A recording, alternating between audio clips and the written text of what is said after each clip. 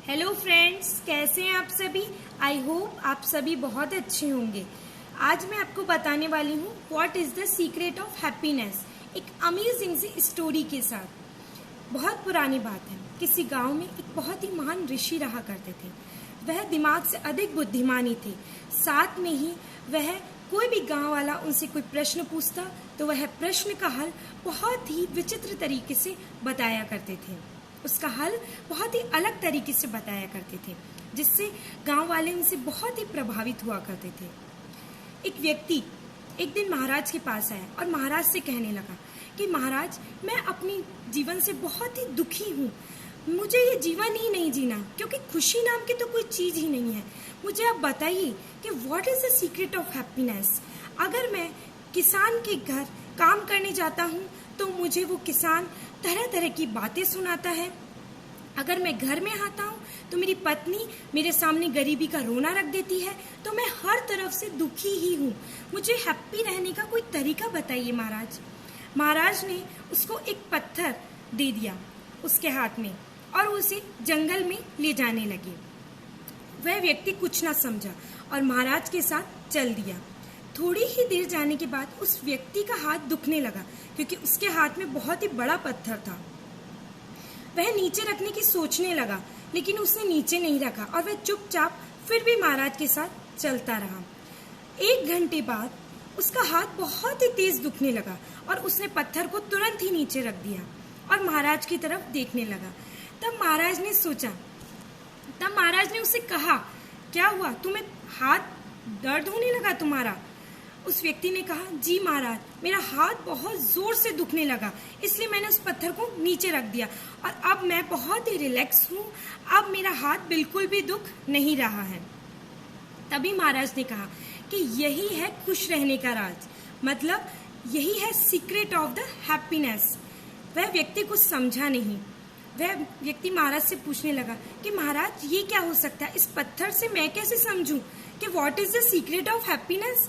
मुझे नहीं समझ आ रहा, आप मुझे थोड़ा अच्छे से समझाइए। तब महाराज ने बोला कि इस पत्थर को तुम अगर 1 मिनट पकड़ते तो तुम्हारे हाथ में थोड़ा दर्द हुआ, लेकिन जब तुमने इस पत्थर को 1 घंटे तक पकड़ा तब तुम्हें बहुत तेज दर्द होने लगा और तुमने उसे नीचे रख दिया और तुम खुद रिलैक्स हो गए। उसी तरह दुखों का बोझ भी जब जितनी देर हम रखेंगे उतना ही हमें दुखदायक होगा, तब तक हम खुश नहीं रह पाएंगे। अगर दुखों का बोझ हम 1 मिनट तक रखेंगे हमारे दिमाग में तो हमें थोड़ा दर्द होगा, मतलब कि थोड़े हम दुखी हो जाएंगे, हमारा मूड खराब हो जाएगा। लेकिन अगर हम उसे 1 घंटे तक रखेंगे या उससे ज्यादा समय रखेंगे तो हम उस दुखों को सहन नहीं कर पाएंगे। हमारा जीवन जो है वो दुखमय हो जाएगा, हम स्ट्रेसफुल हो जाएंगे और हम कभी स्ट्रेस को छोड़ भी नहीं पाएंगे। उसी तरह हमें अपने दुखों का बोझ भी तुरंत ही नीचे रख देना चाहिए। मतलब हमारे दिमाग में हमें सिर्फ टेंशन या स्ट्रेस ही नहीं लेनी चाहिए। अगर हमारे लाइफ में बहुत सी प्रॉब्लम्स है भी तो हम उनका सॉल्यूशन पे ध्यान दें, हम उनका सॉल्यूशन निकाल सकें। और हम सॉल्यूशन तभी निकाल सकेंगे जब हम अपने दुखों को नीचे रख देंगे।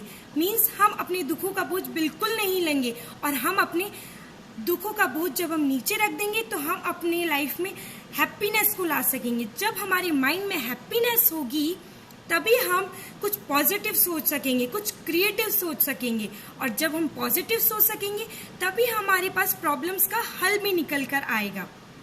इसलिए आप भी अपनी लाइफ में स्ट्रेस, वरीज, ऐसी टेंशन्स, प्रॉब्लम्स को साइड में रख दीजिए। अपनी डिक्शनरी से इन सब वर्ड्स को निकाल दीजिए और साइड में रख दीजिए। फिर देखिए आप किस तरह से अपनी थिंकिंग को क्रिएटिव बनाते हैं।